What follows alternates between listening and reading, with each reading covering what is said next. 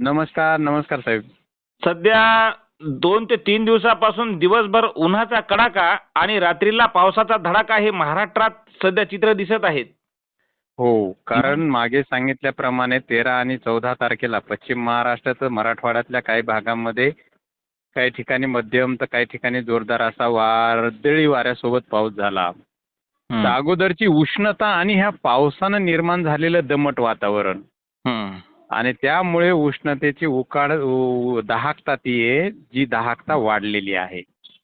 हं. आता ही उद्याच्या 19 तारखेपर्यंत आपल्याला अशीच सोसावी लागणार आहे. 19 तारखेला परत एकदा हवामानामध्ये बदल होऊन म्हणजे 19 तारखेपर्यंत आता हे दिवसभर उष्णता तापमान कडक राहील असंच. बिलकुल, बिलकुल, बिलकुल, बिलकुल उष्णता वाऱ्यामध्ये जास्त म्हणजे गरमाहट राहील, गरमी आणि दमट वातावरणामुळे माणसाला जरासं ते असह्य असं वाटणारं असं वातावरण तयार झालेलं आहे. मग रात्रीच्या वेळेस पुन्हा पाऊस राहील का काही भागामध्ये 19 मे पर्यंत? हो, हो, हो. आणि यावेळेस जो काही वाऱ्याचा वेग आहे का, तो वाऱ्याचा वेग सर्वात जास्त असल्या कारणानं मध्यम स्वरूपाचे ज्यांचे काही पशुधन वगैरे आहे, त्या शेतकऱ्यांनी थोडीशी पशुधनाची काळजी घेतली पाहिजे. कारण वाऱ्यामुळे बऱ्याचशा ठिकाणी काल झाडं वगैरे उन्मळून पडले आणि पशुधनाचं नुकसान सुद्धा झालं.